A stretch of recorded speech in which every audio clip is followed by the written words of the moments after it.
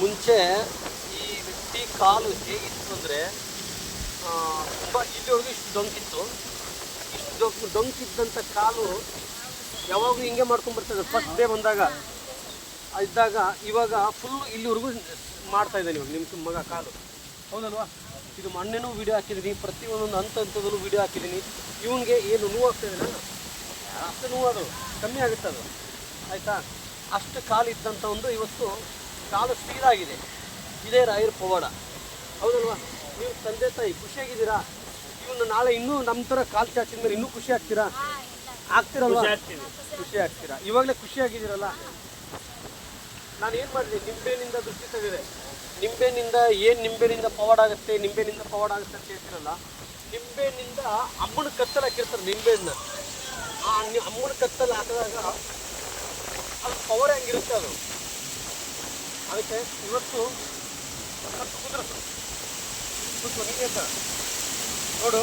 ಇವತ್ತು ಮತ್ತೆ ಹಾಕಿರೋದು ಹೌದಾ?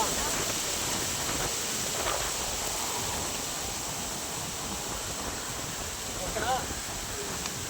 ಇವಾಗ ಇಷ್ಟು ಚಾಚಿದಾನೆ ಕಾಲು, ಇಷ್ಟು ಬಂದಿದೆ ಇವನಿಗೆ. ಇನ್ನೂ ಇದನ್ನ ನೆಲಕ್ಕೆ ಕಟ್ಟಿಸ್ತೀನಿ ಬೇಕಾದ್ರೆ, ಅಷ್ಟು ಪವರ್ ಇರುತ್ತೆ.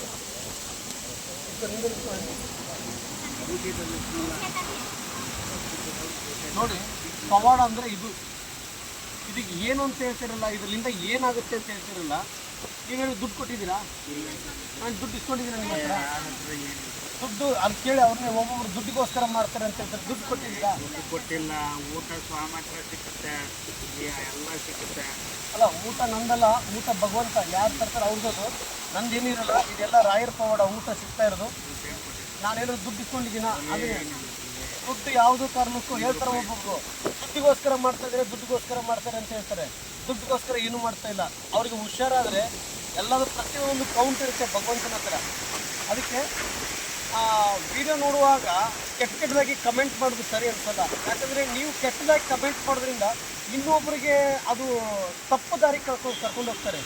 ಅಲ್ಲ, ನಿಮ್ಗೆ ಆ ವಿಡಿಯೋ ನೋಡೋಕೆ ಇಷ್ಟ ಇಲ್ಲ ಅಂತೇಳಿದ್ರೆ ಬಿಟ್ಬಿಡಿ, ವಿಡಿಯೋ ನೋಡೋಕೆ ಹೋಗ್ಬೇಡಿ. ಯಾಕಂದರೆ ಪಾಪ ಇವ್ರಿಗೆ ತಂದೆ ತಾಯಿ ಎಷ್ಟು ಖುಷಿಯಾಗಿದ್ದಾರೆ. ಇವಾಗ ಕಾಲು ಹಿಂಗೆ ಹಿಂಗಿದ್ದು ಇವತ್ತು ಕಾಲು ಸೀದಾಗಿದ್ದಕ್ಕೆ ನೀವು ಖುಷಿಯಾಗಿದ್ದೀರಲ್ವ?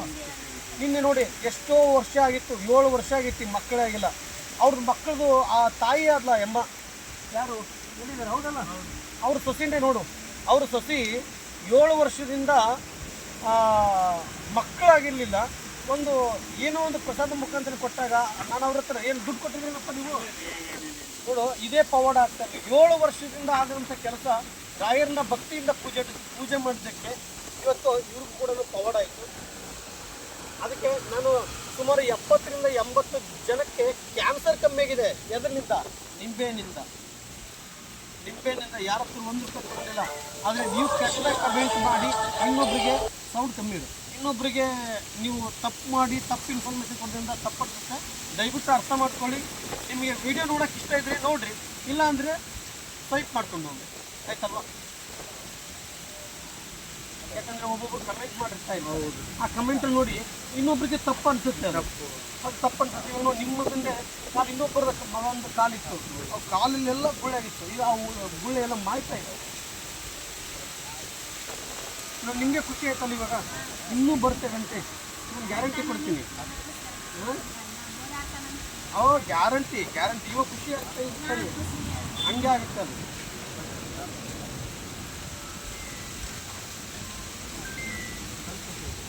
ಕಟ್ ಮಾಡಿ.